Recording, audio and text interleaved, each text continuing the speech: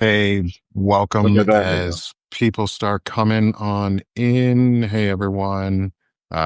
It's Nick Parrow and Jacob Summers coming at you for Do You Even Lift, Bro?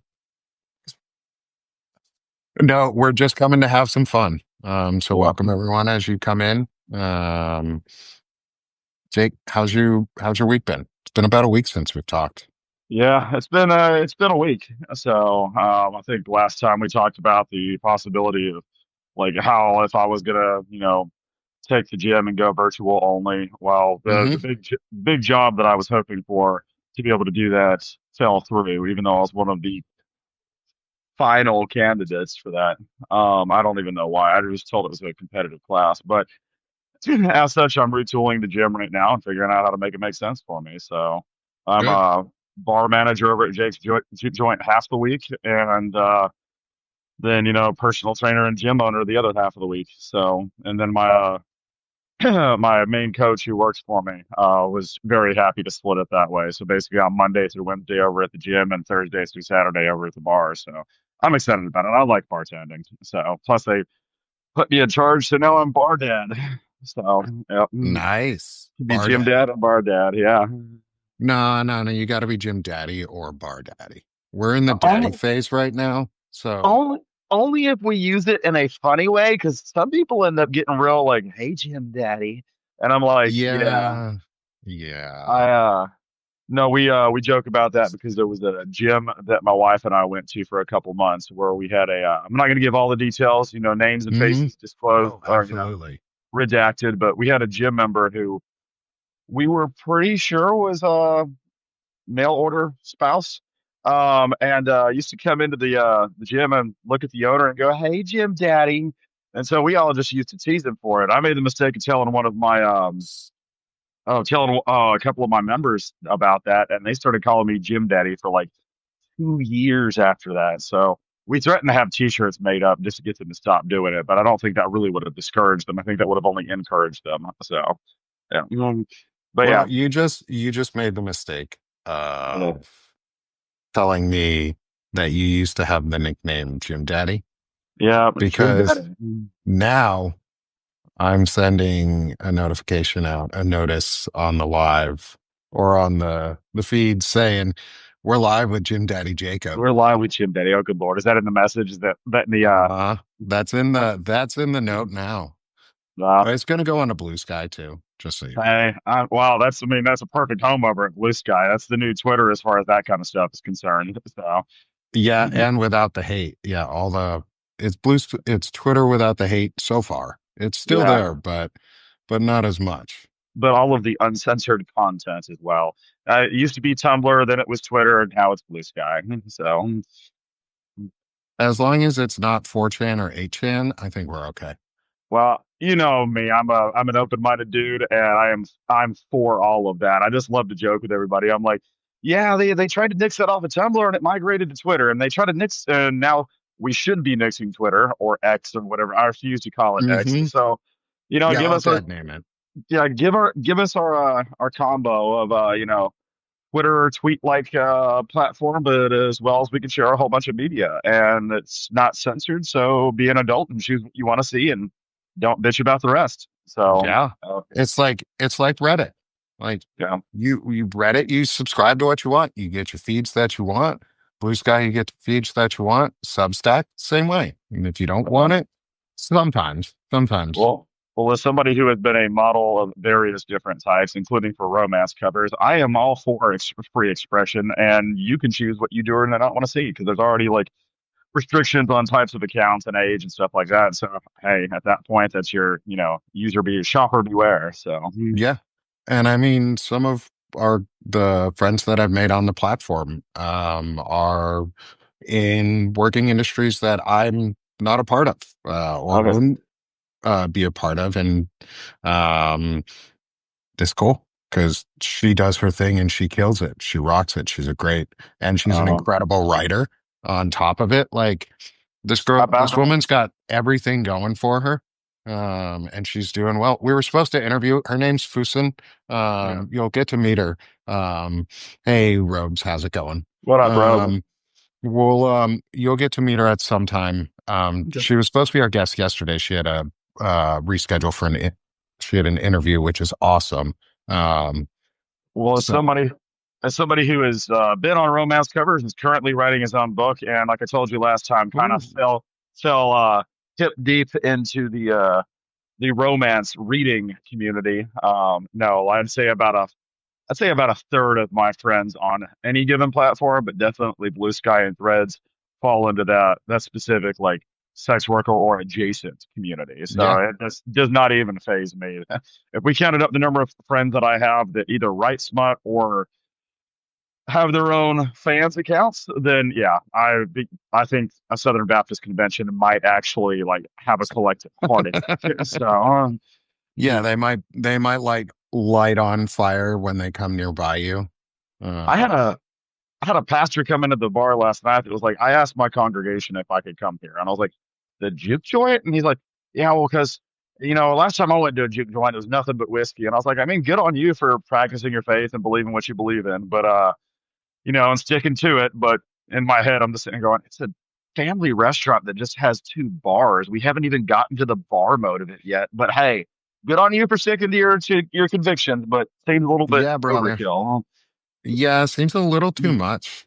Um, but I want to get to this novel thing because we're writers now. I'm a poet. You're writing a novel. I want to Yeah, hear more no, about this I because also Lawrence is writing a novel too. okay. And now we have to get the two of you together even more, which we were already going to do, but we have to get the two of you together even more. Does this mean that Uh, I'm officially a wizard yet? ooh, you have to pass the test. You have to Okay. you have to join the council for a show. Are you free Well, tomorrow? what time? Mm, 2:30 your time. PM Eastern time. I should be free. I'll check my calendar and let you know, but I don't think I have anything at that time. Is there a live going on, or is it like a group Hmm. conversation? Okay, No, we're gotcha. going live group. The three of us so far, we'll move it maybe over to Restream and do a four of us together. Okay, Um, and figure it out. I Um, should. Yeah, I should be able to do that. So, um, Nothing wrong with, I mean, you got the beard going on. It's not long yet, but it's bushy. well, and I've got my Rainbow Resist shirt on that I got compliments on at Publix, which I was like, wow, okay, weird. So every time I do that, you either get people go nice, or people just do the subtle like, Mm, yeah. yeah. Was in a Planet Fitness one time, and this one guy and like fake redneck, because real rednecks fight the fucking power. But fake redneck, and by that I mean the Jason Aldean looking type with the Carhartt shit on, and I'm not making fun of Oh, country. I'm we have a new term for those guys. That what's that? performative patriotism. Oh, It's called eagle jizz. oh yeah, no, this was definitely Eagle Jizz because you know me, Okay, I'm good. from Alabama. I am all for country. I work at a fucking juke joint. Yeah. But no, this was definitely Eagle Jizz with all his Carhartt shit on, and he saw me in my Resist shirt, and he like bowed up and tried to do the whole Henry Cavill pop both cannons type of thing. So I just looked him dead in the eyes and dropped my keys to the ground and squared up, and he walked away. But then I like, mean, you're a scary dude. When you bow up, it's like, so I have this dog. He is uh, he is a golden retriever and treeing walker coonhound mix, two purebreds. He's an accident. So he's this oh yeah, beautiful, beautiful, like little golden lion. He looks sort of like Pooh Bear walking on his feet, or like no, sorry, more like Shaggy, or sorry, Scrappy Doo, but okay, bigger. Like somewhat between Scrappy and um Scooby size. So medium sized dog. I'll show him to you sometime. He's not in the office right now, or I'd show him yeah, to you. Um, you remind me of him because he's all sweet and gentle, and he'll sit there and he'll paw you, and he'll be like, "Love me." yeah. Wait, you haven't loved me enough. Love me more. Love me more. Wait, you still haven't loved me enough. Love me more. Yeah, And no, that's then you fucking buck up, and that hound comes out in him, and he's like, "Yo, get the I fuck out of here." I tell people all the time, I'll give you 400 chances. You take it 400 and first. I will be petty and mean and sleep better at night for it. Not just sleep well, sleep better at night for it. No, about 30 minutes later, another guy in like black cowboy hat, Dale Earnhardt tank top on, sees my shirt and looks at me, points it and goes, "Nice, brother." I was like, "Okay, you're an actual redneck." Yeah. Um, um, the writing though, I am writing a romantasy, which for anybody who's not aware is just a romance fantasy. A little portmanteau there, but portmanteau. And so it's a book that after I started reading all these romance books, I was like, I want to write one because, I can write the actual fantasy part, but I we can all be adults and I don't have to skip the intimacy scenes. I don't have to be, I can tell like write those as much or as little as I want to, but like it doesn't have to be Game of Thrones where it's about like fetishizing it. Um, but even though, I like the Game of Thrones series, the TV series, never made it through all the books. I read But I all the was books, but they just sort of stop.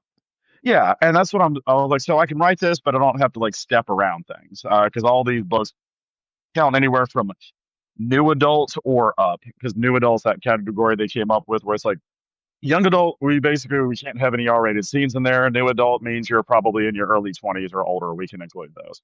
And so my wife and I started reading those, and I was like, well, I love writing. She's like, well, you're a writer, and I was like, am I though? And she was like, yeah. She was like, have you just forgotten? And I was like, well, I've been so focused on the gym and everything else for so long that like surviving that.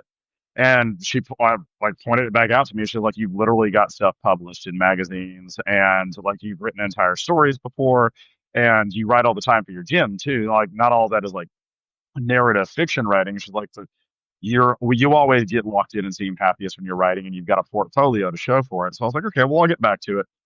I haven't released any of my chapters in about a month and a half. I'm pretty sure my Mhm. Patreon people are not happy about that. Um, but no, I'm considering swapping that over here to Substack as well because I'm considering what I'm going to do is because I saw where you have your poetry stuff. I was like, Mhm. well, I can have all the stuff that's like the free thing where I go live on podcasts and it's just kind of daily life stuff with like the almost 40 thing I was telling you about. Yeah. But then have some of my other stuff like my art, whether it's writing or drawn, be something that if somebody wants to be a paid subscriber, they can see it. Because the whole point with putting it on Patreon in the first place was to also kind of begin to raise some funds for eventually publishing this. So, Yeah. but I also love to write poetry too. I just haven't posted some of that in a while. So, but that's how I I got my highly start. encourage it.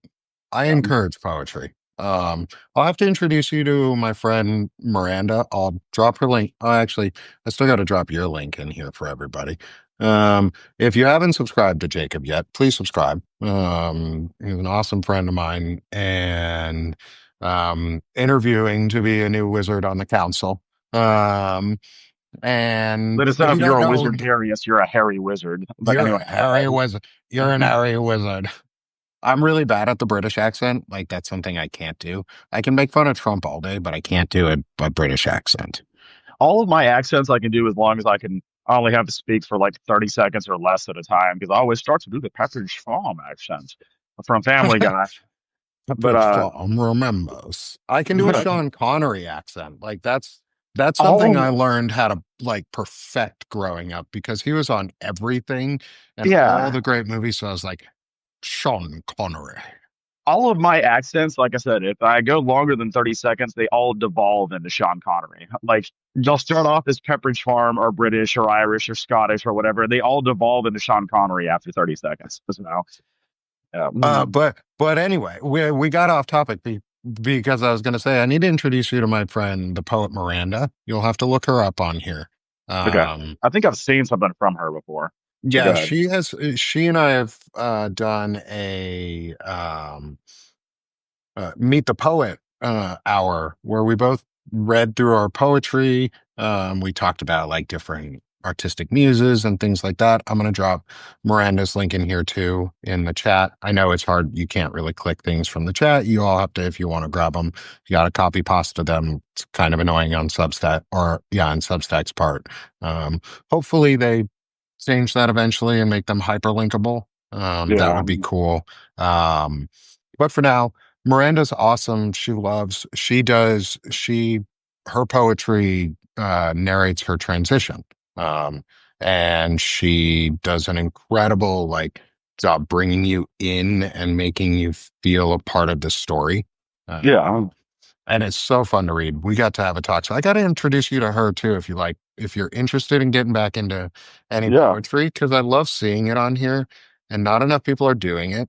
Um, Well, and a lot of mine, whereas my writing, like my long form writing type of stuff, like with the book that I'm working on, ends up I always have to pull myself back from being too heady with things. Like yeah. I could really dive deep into the lore or trying to include meanings, and so I'm trying to roll that back a little bit to continue writing the book that I'm writing. But my poetry is always everybody knows me as this super happy, whatever, like positive. Like they're like, no, bad shit's happened to you and you've bounced back from it, but like you're positive. My Yeah. poetry is quite the opposite. My poetry is like if Lincoln Park was having a depressed day, and old Lincoln Park, not the Lincoln Park that Like, never got back together, unfortunately. yeah, like cutting Um, yourself, Lincoln Park and yeah, numb and yeah, numb, and in the end, the one exception to that is the poem that I wrote for myself that I say every single day at the beginning of the day. But that's because that's supposed to like charge me up for the day. So it's a lot like a Green Lantern oath. So yeah. Mhm. hey, if there's something that gets you up and helps you get through the day, like my therapist always said, is like if it's worth doing and it helps you, do it. Yep. So No, I agree. that's awesome. Like that's why I write poetry is I was like I lost my job a month and a half ago.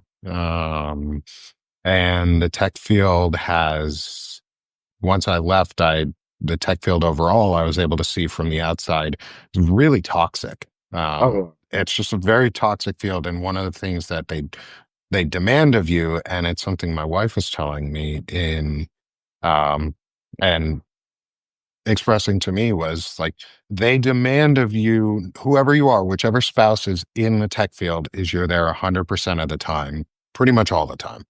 yeah. And if you're not, then you're out. You're not a high performer. You're not one of the 10Xers or whatever they want to call you to make you feel good about working so hard that you lose everything in your family.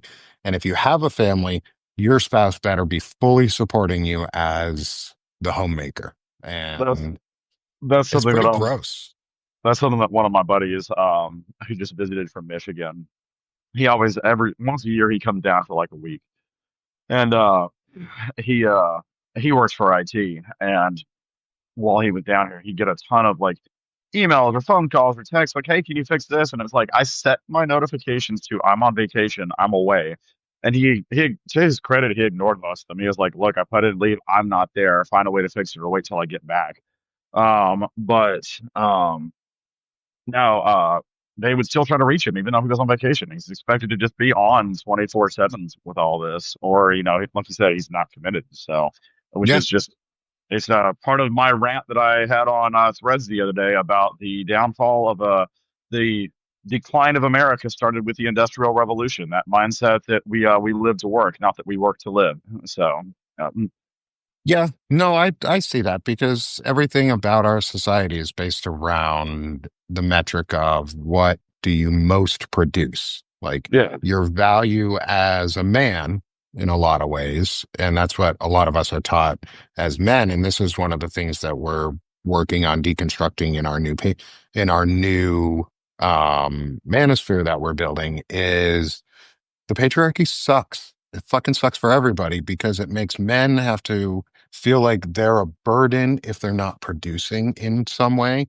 Like yeah, I feel burdensome if I'm not working. yeah, exactly. That's the It's that expectation for men. it's not your value is entirely tied to what you provide. And that started. I mean, we could argue all kinds of sociological or whatnot factors into that, but a huge component of that had to do with the industrialization of the workforce because it became a if you're not working over 40 hours a week and you're producing X amount of units, and then you get home, and if you haven't brought in enough income, then it affects that. And that's not meant to sound like I'm putting it back on any member of the family. Obviously, everybody worries about income and the ability to provide, but it definitely became the onus of your value is tied to what you can provide, not who you are or Yep. what you want to do. And we all have to work, but there's definitely an emphasis on okay, you're a service. You provide something. So And people became cogs in an interchangeable machine. Like our value, we are supposed to base our value on how productive we are and how much we can contribute back to a company. But a company doesn't have to care about us because, like Millicent yeah, said in our chat, is a poor workman blames his tools rather yeah, than themselves. Because a right, poor workman isn't going to look at themselves and go, oh, I messed up and overused or underused this, they're going to go, oh, this tool is broken, throw it out. And they yeah, replace it with a new one. And that's what we became. And that's the mentality. You look at education for kids. Like it's go to school for this long, sit at a desk so that you get used to sitting at a desk or in a factory or something as an adult for this amount of time. And then you get homework so that you're used to bringing work home yep, and continuing to work and not having fun or a social life, which is why I'm a huge proponent for banning homework for children until they're in like high school at the very least. Like kids who are elementary and middle school age or junior high age should not be doing homework after right. school because they should be living as kids. Like people always complain, oh, your kids don't go outside, they're on video games all the time. Well, yeah, that's because they can't, like they're doing homework all the time or they're at a job, and Well, I'll then take when it's time to be done it's dark out, so they're going to play video games. well, and I'll take that one step further to even go with the standardized testing, and because it's essentially two things. It's one, getting kids used to if you send kids to this 40-hour a week job, which is school, and then you Hmm. send them home with works that are used to taking work home. And then we have the standardized tests are getting them used to performance reports, and it's getting you used to being graded on a system where it is about fitting the metric, like when you go through drive-throughs and they pull you up because it's affecting the drive-through time as opposed to just handing you your order. It's the same with performance reports. It's the okay, we're going to fit this arbitrary metric, and if you don't, then you're doing something wrong. But it's a step more sinister than that too, and that a lot of these tests are okay. Well, you got to do this from memory. In what fucking field do you do anything from memory? Like Yeah. I've I'm not saying that you have to make a different test for every student's learning style, but standardized tests have been proven to be fallacious on just on the nose constantly, including, why not open book tests? In most places that you're going to work, you're going to have a manual to consult, or a coworker, or a boss that you would consult. Or the internet. Or the internet. Like when I've told clients before, I'm like, yeah, I don't know that right off the bat. Let me go consult my resources. And most clients understood that, but you get the occasional client that'd be like, you don't have this memorized. And I'll be like, doctors don't have everything memorized. And they're like, well, that's concerning. I was like, no, it's really not.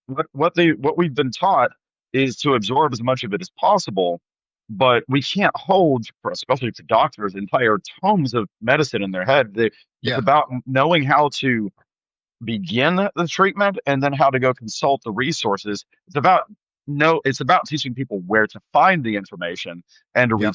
retain as much as that they need while on hand. And standardized tests complete with the specialty that aren't open books completely undermine all of that. So Oh, instead of absolutely. focusing on critical thinking and in the moment action, you're focusing on rote memorization that proves to be of less good. So Yeah, and well, as a kid who got diagnosed as an adult with ADHD, um you see that like standardized testing sucks for kids with ADHD because it's that meme where you've got the elephant, the bird, the giraffe, and a fish and a monkey, and you're trying to teach them, and you say everyone has to learn how to climb. That is yeah, standardized testing. That is saying yep, everybody has to learn how to climb, and if you can't learn how to climb, you're dumb. yep, So the fish is always going to be dumb because the fish will never be able to climb, yep, but a monkey can. An elephant might be able to. It might just knock over the tree and climb up. yeah, And the giraffe can definitely reach to the top. Everything else can't, but the fish, you're always going to be dumb because you're a fish. Well, yep, standardized tests don't work. That's why Montessori schools tend to work pretty well in a lot of ways for these kids. I think like it almost does come down to you need a standardized test per kid. And right. I mean, that's an infeasible task, and everybody knows that. And that's why there's standardized tests, but they should be standardizations and not a single standardized test. I was about to say, you can come up with, you don't have to come up with one for everybody, but you Hmm. definitely need to come up with something, either a test that's a blend of different ways to show your knowledge, or you can have 4 or 5 different types of standardized tests. Go ahead and basically pre-screen each of the students to what their learning styles are, and then the kind of like the Myers-Briggs test with I'm an ENFJ, I'm an INFP. Basically, you can sit there and pre-sort them into, okay, which one of these 4 or 5 categories do we think that they would fit into? Okay, they're going to go to test number 4. They're going to go to test number 2. Because no, that's as much as I know that homeschooling has been taken over by a certain subsection of the community. Yeah. That is one of the reasons that I'm glad that for the last couple of years of um, high school, I was homeschooled because we had the ability to, I could choose my curriculum and I could go as fast or as slow in it as I wanted to. Shocker, I went fast. And Mhm. then finished all the courses I needed, and then started going and taking the fun courses, and then clept out of U.S. History 1 and 2 because I think that if we were, and our country's based on a history of homeschool education anyway. It's completely infeasible now because most of the time both parents are having to work in order to survive in this economy. So who has the time to Yeah. homeschool? So Yeah. And well, in the chat where Millicent is talking about it is that's why they have exceptions, more time, IEPs 504.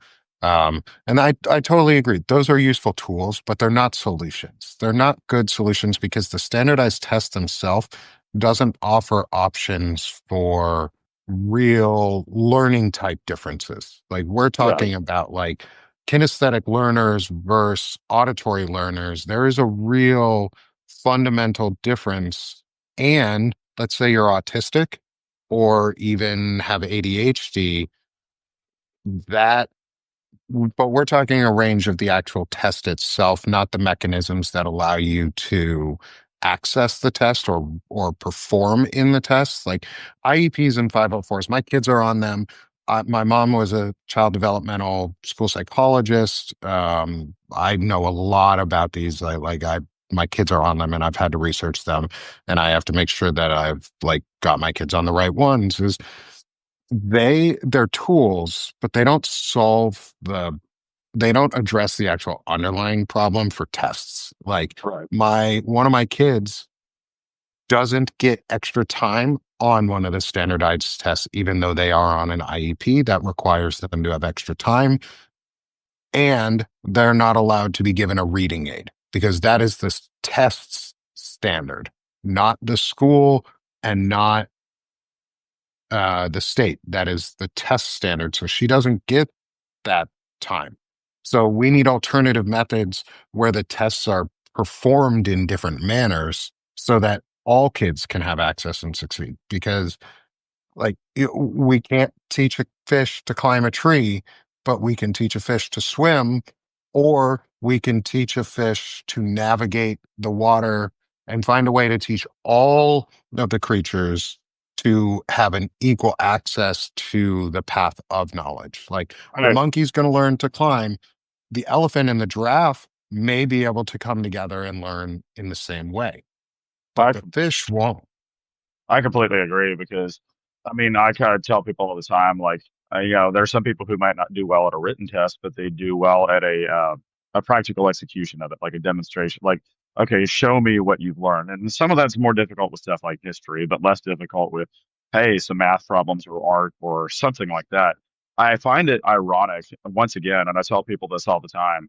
I find it ironic that the U.S. military is more accommodating to different educational needs and physical needs than our schools are. And I'm not saying it's perfect. I'm not saying that our military's like got it all figured out, but the fucking Marine fitness test is more accommodating for different abilities the than our standardized education because just the Marine fitness test is like, okay, you're going to do pull-ups or push-ups. You're going to do a plank or crunches. Like, and obviously they have what they want you to do, but at the same time, like I encountered way more flexibility for both learning styles and for physical abilities in my time in the army than I have witnessed in both my time when I was in education and from having talked to these parents of kids still going to school. So it's wild that that our standardized federal education system is less flexible, less accommodating than our armed services. So Yeah, and that's crazy is because it's interesting that you say that because the armed services education system doesn't get the same love and like appreciation that other education systems in our country get. And the armed services education system is one of the most important in our country. It's also one of the most like well established, and it's very, very Tippett has been for a very long time one of the highest uh, um, standards of education in our country, but it's not anymore right now. right. Anyways, it's been gutted over the last 6, 8 months now. Um, because of everything going on and all the union attacks and the changes to what is acceptable because Hegseth is the DOD SecDef and he's a Christian nationalist and they don't believe women should be doing anything other than bearing children and being the Sarah or Jezebel in your life. And so I do a talk with a friend named Lisa Joy. She has deconstructed out of a fundamentalist white nationalist church. Thanks, Millicent. We'll see you again. Glad you made it with us. Um, and Lisa and I talk about dominionism. And on Tuesday, I read one of the sermons or most of one of the sermons from Pete Hegseth's church in Moscow, Idaho. Yeah. Um, it was a it was a marriage sermon that was really just a subjugation lesson. Yeah. Yeah. And it's so disgusting. Like I like listening, I read through it. I was like, this is what they want for our kids to learn. This is what they want. And that's impacting the DoD. I say those things because it impacts the DoD and that education system because they got rid of all the books and they banned a whole bunch of things that are important and are huge factor in those kids' lives because there's a couple million kids in that federal education program that just had changes just go abruptly and lost a lot of funding, um, Yeah. which really No. sucks.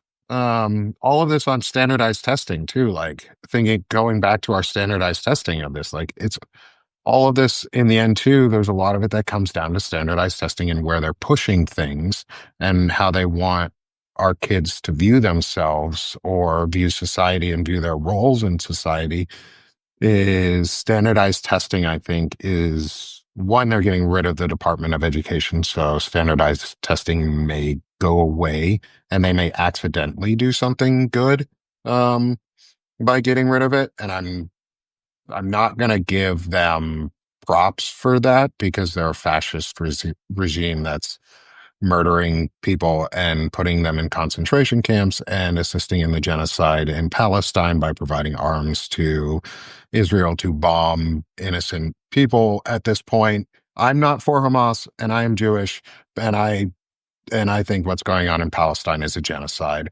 Plus, we're also letting the Ukrainians die when they're the fucking defenders of freedom and kicking Russia's ass. And what's better than kicking Russia's ass? Okay. So, man, you gave me like 14 talking points. I'll stick to two. Fuck yeah. So Take first all off, 14. yeah. So first off, you're right about that. So that's the number. So the part where you were like, okay, so I'll give them credit for the trying to get rid of standardized testing, but I'm not about to lock praise on this regime because of everything else.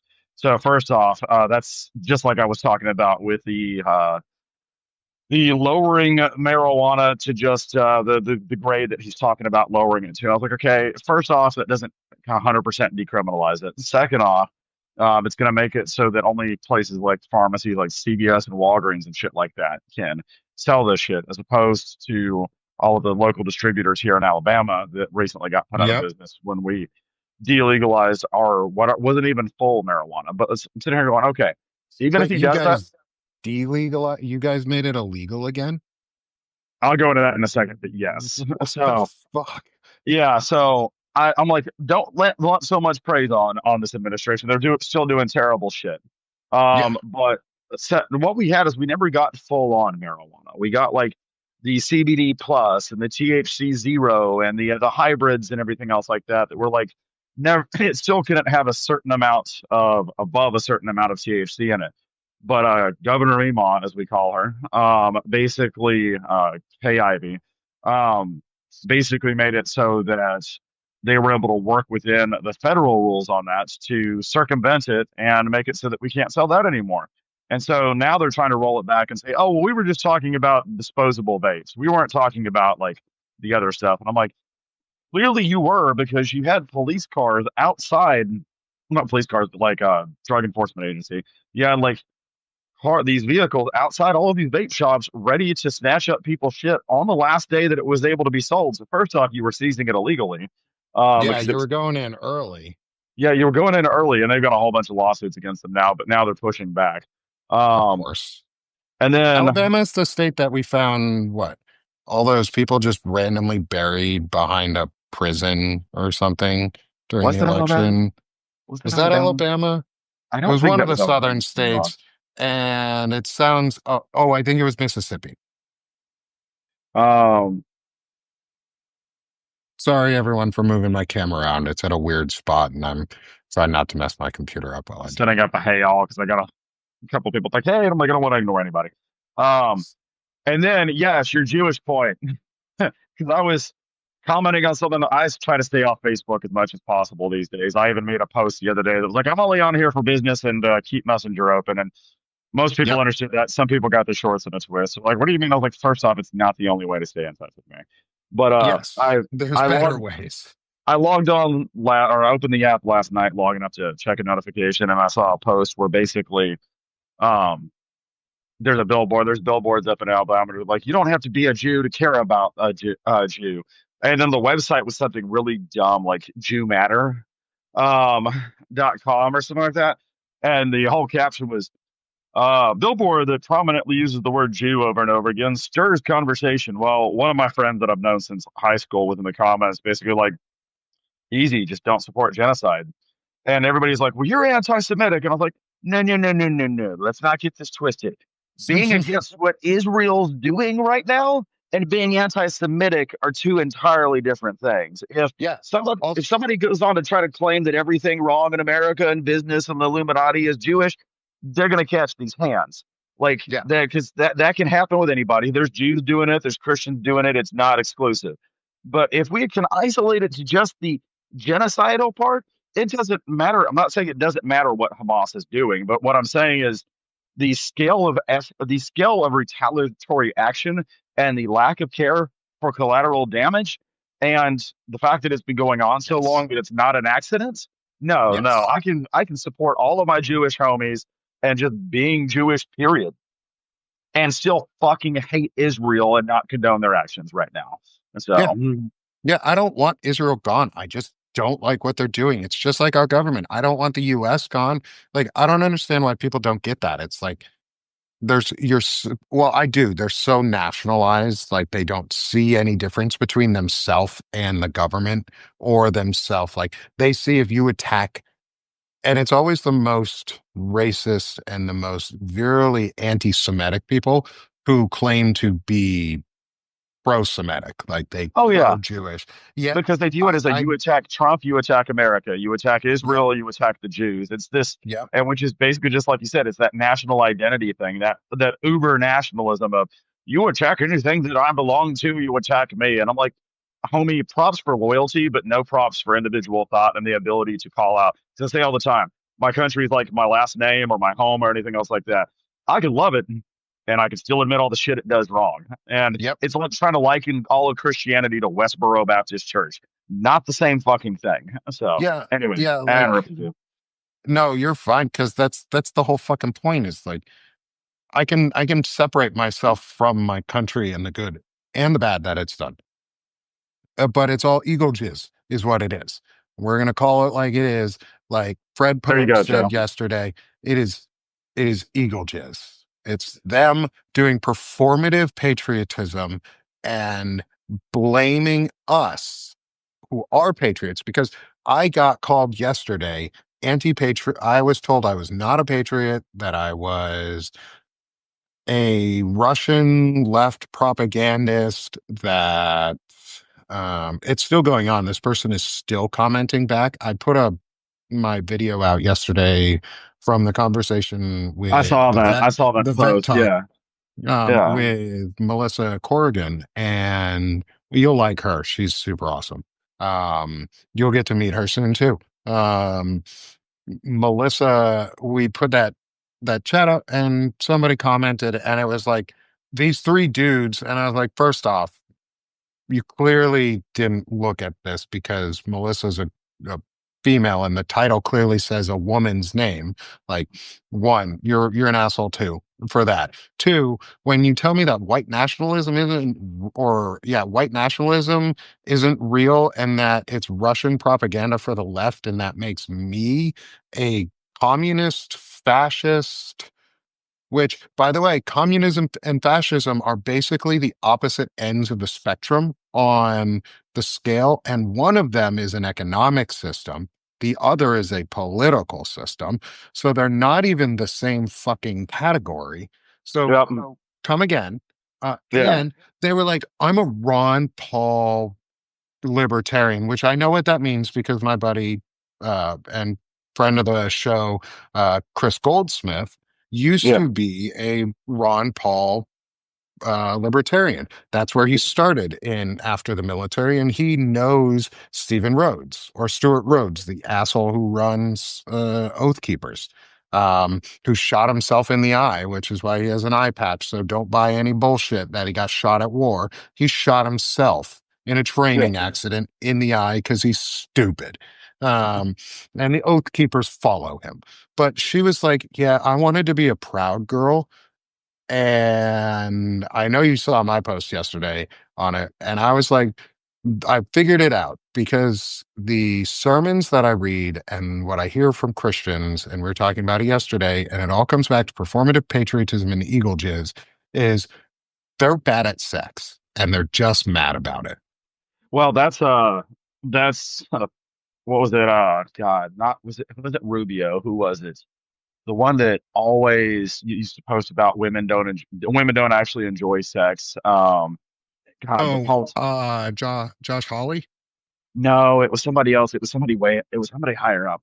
I'm trying to Oh, remember. because Hawley does that shit sometimes too. Wow, it was just on the tip of my tongue too. But yeah, no, he would post about stuff like that, and people were like, just tell me you've never pleased a woman without telling me you've never pleased a woman. And Hmm. you get all these people that are like, well, liberal men don't really get any. And I'm like, okay, first off, that's not the metric of success in life. Second off, it just means that we know how to ask for consent. Third off, Yeah.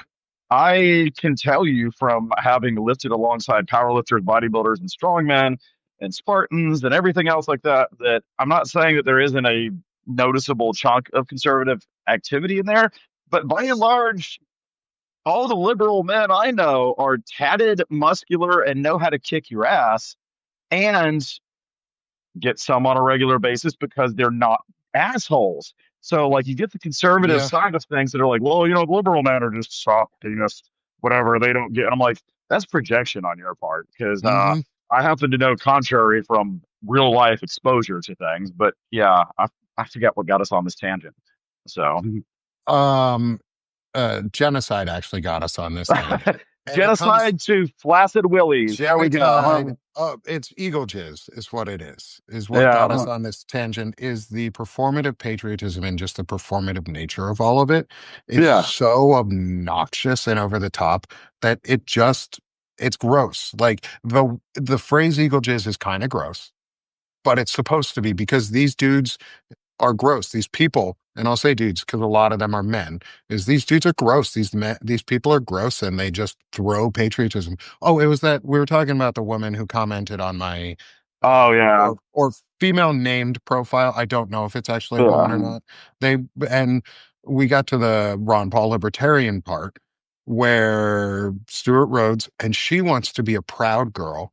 And I was like, well, I now know why they hate everybody is because they're bad at sex. It's like a cactus fucking a sand dune because one wants them dry, the other is going to be that way because they suck at it. And it's like, And not in what a is fun it? way. What is it the Mormons do? Soaking. It's like soaking. It's like the version of soaking for sex. So make that, make that your day. And have that image in your day because,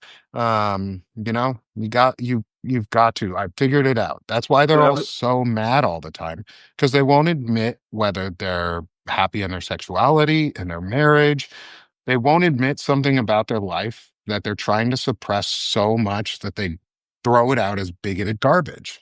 right. Um, and so Proud Girl would sort Yes, of I be read like that. this, like, yeah, like the sex slave for like Jabba the Hutt.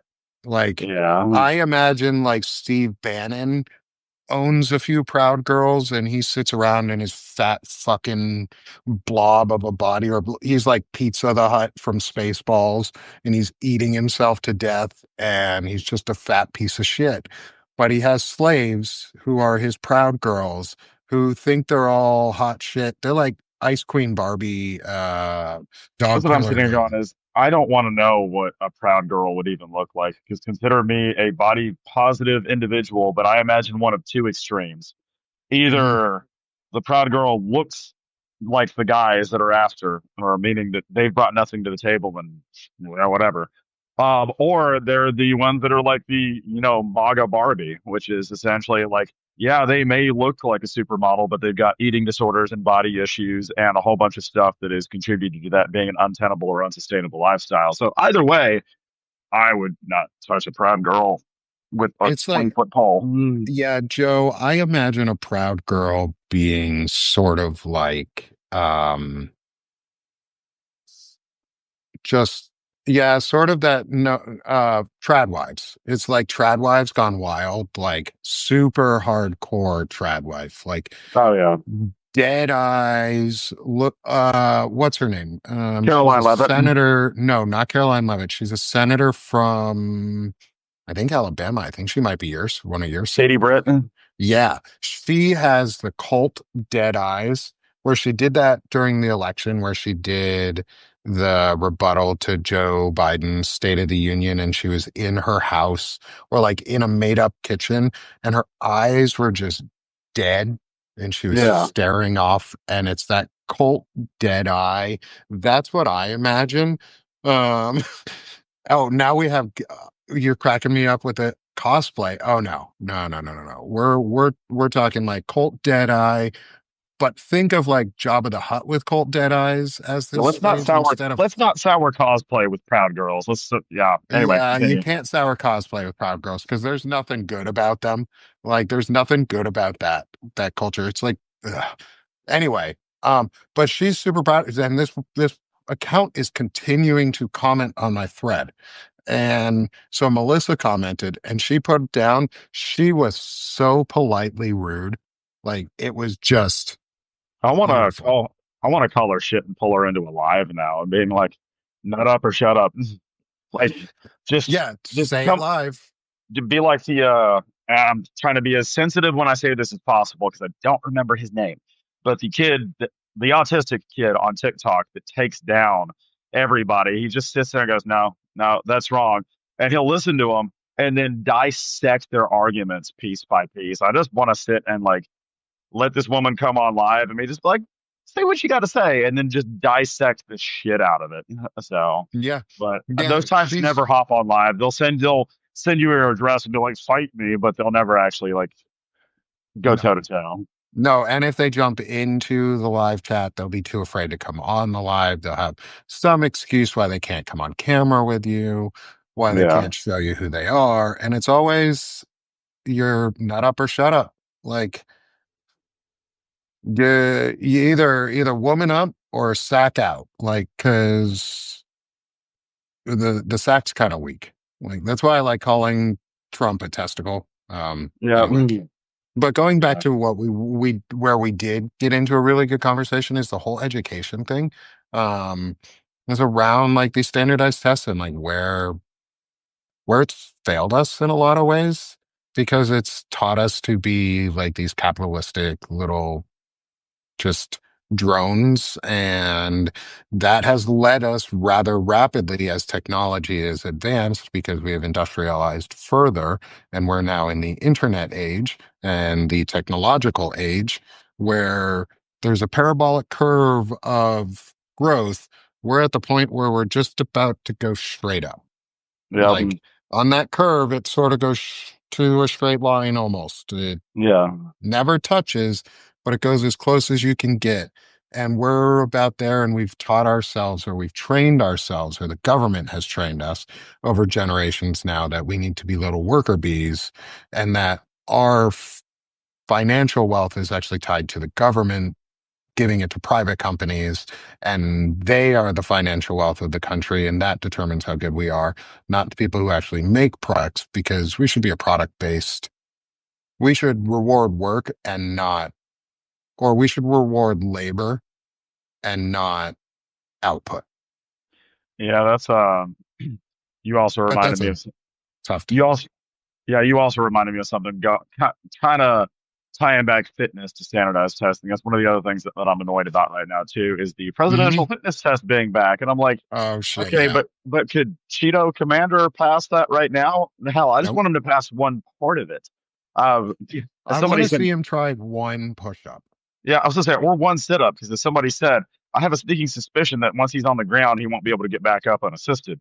And like, Yeah. if this were any other 60, 70-year-old man, there'd be some sympathy for that, but not for this one or half the people in it. Because I'm not even 100% convinced that RFK could pass it right now because he looks good. And he looks decent. He's in aesthetically good shape for his Hmm. age, but I'm not sure he could pass it right now either. And all of that is once again. So now we're going to put this. So we had this, standardized test putting this guilt trip on kids' brains for fucking ever. And you don't pass this standard, you're worthless. And now we're going to be putting those physical pressures on everybody. Like I'm all for making sure that like with Michelle Obama's attempts to try to get kids outside and moving and eating healthy. I'm all for some pushing some health initiatives, not laws, but initiatives across the Yeah. country to try and get people in shape and keep them in shape from a young age. Not against that. But with this, all it's doing is trying. They didn't bring it back and improve it. They just brought back the old test that most of their cabinets could not pass right now. And all it really is it's going to put this onus on people. Okay, if I can't do it, then I'm not of worth. And what it was really doing is trying to ensure that most kids are going to be eligible to join the military when they graduate because we keep on ramping up things that are inevitably going to lead to conflict and war. So just like just like spam was created back in World War II to be able to make sure that individuals wait enough to be able to enlist. We're now re-implementing the presidential fitness test so that we got a whole bunch of potential soldiers who may or may not pass intellectual tests and feel guilt ridden enough that they need to go provide value that they are now incentivized into joining the army to do so. So it's all fucking geared just to be able to make sure that you continue to fit the fucking machine, and in this case, both the labor machine and the military machine. And as somebody who can lift 600 pounds and go run and do push-ups and tell you all like three or four books he's reading simultaneously and was in the army. I'm not against the army or intellectualism or physical Hmm. fitness. But when combined in that way to steer towards being able to go into the military while giving you psychological issues so that you're essentially, you know, psychologically manipulated into thinking that it's your best choice, no, I'm not for it. No. And while hypernationalizing education so that you feel a duty or an obligation to have to do it in order to fit the standard or fit in with it. Yep. And yeah, no, I'm glad you brought it back to the fitness part is because that's like you said, it's not a bad thing to want to have standardized fitness and or like encourage improvements in fitness and our overall like mindset towards body health and body management, not fat shaming. I'm rather out of shape and overweight myself, and I understand how hard it is to get out of Yeah. that. Like Yeah. we have to manage, we manage expectations, and but we don't come at come at it in the mindset that they are of you fit this mold or you're out. Like Well, there is no space in their mind for anything other than good and bad, right and wrong, yes and no. It's all and the black and white to them. and the unashamed irony of all of it is that I think that there is a place for I think that any good society, community, country in the future, in order for it to be good, there will have to be a little bit of not nationalism, but a little bit of national standardization of chunks of our life. And that I think that we could all stand to benefit from a model where it was about, bringing pride to yourself and your country, but not in a one of these ultra nationalist kind of ways. But the irony is that the countries who are doing it best right now would classify as communist or socialist or some combination of communism and socialism with Yeah. democracy. Like any of these countries that are doing it well are the ones that have fused some of that into their government structure. We talk about all the Scandinavian countries. We talk about some of the European countries that where no, there's a okay, you're going to pay higher taxes in order to make sure the Hmm. quality of life in the country is good. And we encourage our kids to be in shape by getting them outside and having them pass fitness tests. And they have less issue with alcohol over there because they stopped making it so that it was taboo. Hmm. So people aren't encouraged to try to go stupid with it from a younger age. And I'm not saying it's all perfect, but what I'm saying is any infusion of that back in of Is either a of those good thing. models is a good thing. And that's the reason that it doesn't work over here is none of it is done with, in a lot of those countries, it's done with the spirit of, in order so that you can so that you can be a value or provide to your country, but not in a your sole value is what you can provide or your service. It's just everybody wants to be part of that. Obviously, you've got outliers. Again, not a perfect system, but like difference there in the language is here it is your only value is what you can provide, your service. Over there, it's what service or thing can you provide to your country. And as such, like any good company or corporation, there's incentives and benefits back to that. Yeah. Countries where you get entire like summer off or a month off, or like you actually have paternal leave when you have a kid. And so we're treated over here as though everything is to make you a value not to your country, but a value to the government, which is essentially a corporation, or to an actual corporation. So, Hmm. and when you do it right, there's no incentivization back. And I'm not saying everything has to be rewarded, but it's But what, government's a service and it should yeah, be providing us something in return. is I want to provide to this community and take pride in it because it's taking care of me and I know it will continue to take care of me versus being groomed to be of service to a corporation that feeds into the government, and you're essentially just one more meatball to be fed to the shredder after Yeah. that. So terrible Yeah. analogy, but or metaphor, but No, whatever. Meatball to the no, but shredder. it's, hey, a meatball through a shredder, you're going to get a lot of tiny balls. Um, Well, and thus is where the Republican National Convention got their testes. Anyway, so wait, they got those? I thought we stopped that mail. I thought the uh, U.S. Postal Service forgot that one. it was a standard issue as part of gender affirming care that they don't admit to. So Oh, okay. Okay. yeah. Okay. That's good to know. Yeah. No, but I mean, you make a really, really good point through all of that. And I think it's important that we maintain the idea that one, we have a basic line of like standardized respect that we have for people that is your value is based on you as a person and who you just your that you're here. Like because you are here, you have value. Right. It final. After that is what do you add or take away from that value for a community in a whole? Like we're tribal creatures. We're meant to be in communities. We've grown traditionally through communal movement, through native or nomadic tribes and groups, or we settled as civilizations and made full-on countries with multiple communities coming together, e pluribus unum, and or out of many one. we are creating one community, and that means we have to have a standard model that we view everything from. Then we can have a back and forth within that model, but you can't go outside those bounds. Once you go outside those bounds on any end, you are no longer tolerated in Right. that view. And I think that's important is like when we talk about all this stuff, it's always from the view of you have value just by being yourself.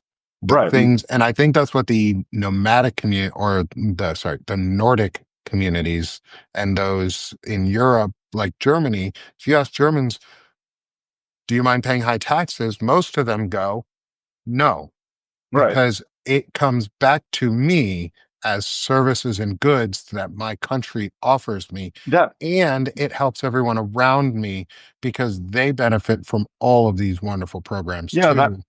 yeah, I wouldn't regret paying those taxes if in the first place because I know it's No. immediately being Yeah. given back, and that higher taxation in the first place is your government, your country telling you from the moment you're fucking born that that money is going to be poured back into the greater good, so that then when you are born and you're a human being and you have value, you start going, okay, how can I use that value for myself and for my country, as opposed Yeah. to being taxed out the ass, not knowing where it's going or knowing it's going someplace corrupt, and then getting the, adding salt to the wound, insult to injury of, okay, we overtaxed you and you didn't really get to see any benefits from it. Now, what value can you bring to a corporation that's going to underpay you while taking, exorbitant profits that again won't be poured back into the gross domestic product? So the government's told you from the beginning that they're going to take from you and they owe you no explanations as to where it's going. And then they tell you got to go work for somebody who doesn't value the gross domestic product of their country because their money doesn't get spent in this country. It either goes into offshore savings accounts or hoarded. So at no point in that pipeline do you have any assurance or promise, quite to the contrary, actually, that any part of this process values making this society, this community, this country better. Yep. Yeah. And in fact, we have been convinced, and two, the government has made to be a system that undermines the value that it could return to us. And it's purposely, at this point, hurting the value that it previously did return by taking it away. Yep. Roads, police, the way they police is incredibly a disservice to the police and to the society itself because it's not to serve and protect anymore. It's to subjugate and oppress. Although And I was reading an yeah, interesting I was reading an interesting article a couple of weeks ago that essentially talked about the last time that America was great was not because Trump finally let slip when he thought that was, and it was essentially industrial revolution. I'm like, oh, you mean when the richest families got all the riches, and we had child labor and people were losing limbs in the workplace and there was no compensation for it? Yeah, that was great. yeah, The super great. poor became poorer and the rich became the richest. But somebody was pointing to the last time America was great was fucking FDR. Hmm. Was talking to FDR. Yeah, so it was basically FDR. What was it? Teddy. Either way, was basically talking about how when the rich were being exorbitantly taxed, but they were still taking home a lot of fucking money, and they're like, oh, so but they people use the excuse, if you overtax them again, they'll leave. No, they won't, No, they because won't. they still make all of their money over here, and where else are they? I mean, where else are they going to go? That's not going to do more to them, except for some of Yeah. the more dictatorial countries, which will do more in a different way. And it basically pointed out that by exorbitantly taxing, and I'm talking north of 40% of all of the richest, we were giving back to the community. The corporations were actually doing better in different ways. The quality of life of the government was better. The quality of life of people, it still wasn't perfect because this was during an era where we still hadn't desegregated things and we weren't working Hmm. on, gender equality. But economically speaking and prosperity wise, everybody was doing better when we taxed more of the rich. And that's because there's nothing left to be taxed of us. Because if we tax anymore, people literally are not going to be able to live, and polyamory is going to have to be the answer for everybody in order to survive. But no, this idea that if you overtax, then it's going to be a detriment. When I'm sitting there going, no, we've already been overtaxed and not seen any of it. How about now we increase it? Because we're talking about, say, somebody makes $1 billion.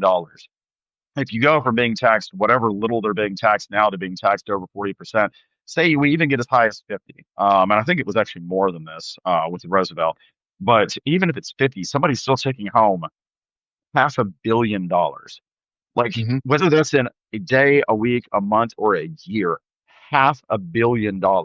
So You're never going to use that. we're talking about 500 times $1 million, $500 million. And you're telling me that somebody can't live on that? If they can't live on that, how are you expecting us to live on 60 or less? So Yeah. Yeah. Like, what are you actually telling us? Is like, you know that it's fake lifestyle and you know that we prop it up. So if we tax you, it comes back to the people who are getting, because I'd rather, lower our taxes a little and raise the shit out of theirs, because that would have a much better effect, a progressive they've taxing system. they've proven that like even just a 5% increase on the Uh-huh. wealthiest people in this country would solve most economic problems. We're not talking about hiking it up back to Roosevelt's days. I mean, but We I'm not could, against. But we I'm not should. against it. I ain't against it. But just just talking about a 5% increase would solve most of these things because it's hoarding wealth in the first place. It's not going back into the GDP, so it's not like it's unfair. It's sitting here going, look, you can have a cool billion in savings because you're already making a billion for some people, you know, fucking yearly or less, but you can have a billion in savings, hold on to 500 million a year. Oh, poor sweetheart. That's way Yeah. too little. Oh, sad. And hike the tax up 5% and work on things like homelessness, education, spending of roads and infrastructure. But no, we can't tax the rich anymore because I want to be like one of them one day, and we all know that's fucking impossible. So Yeah. And sipping for on fucking billionaires.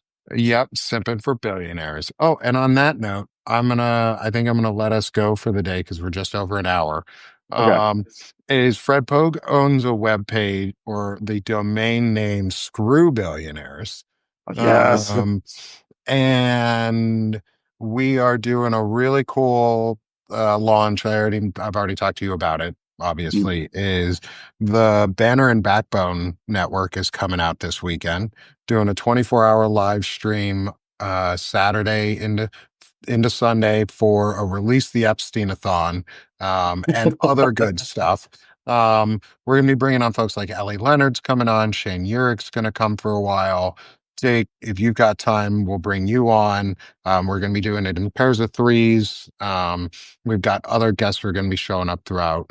Um, and one of the things we're going to be doing as part of our network, as we've talked about, is, well, we just happen to own the domain name Screw Billionaires, which means we're going to do a channel dedicated to just segments about the shittiest things billionaires have been doing and telling them to go fuck themselves because they fucking suck.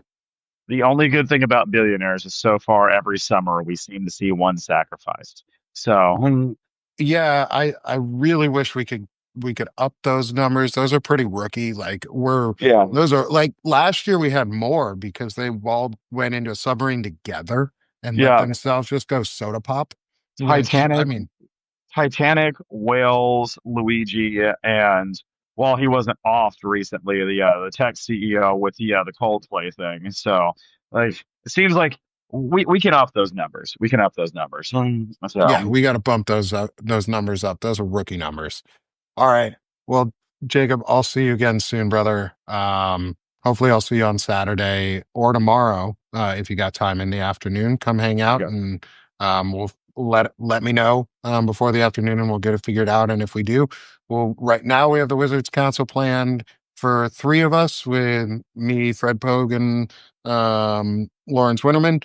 Jacob may come on. If we do that, it'll be slightly different because we won't have all of our names on the screen, but everybody will get a notification and we'll make sure people are there. So, brother, good to talk to you. I'll talk to you again. Uh, Closing out the show. Give everybody a goodbye today. Goodbye, everybody. It was great talking with Nick and getting to talk with some of y'all. And yeah, I look forward to trying to be on more of these as my schedule permits and cranking out some more content on mine. But that's in the works right now. And Nick is unfortunately roped into it. So hope you all have a great day. Be good or be good at it. So Hell yeah. Take that advice from Gym Daddy Jacob. Oh my God. That's Bye. on that's on forever now, brother. Oh my Okay. God. All I'll see right. you later, brother. See you later. See you, everyone. Thank you all.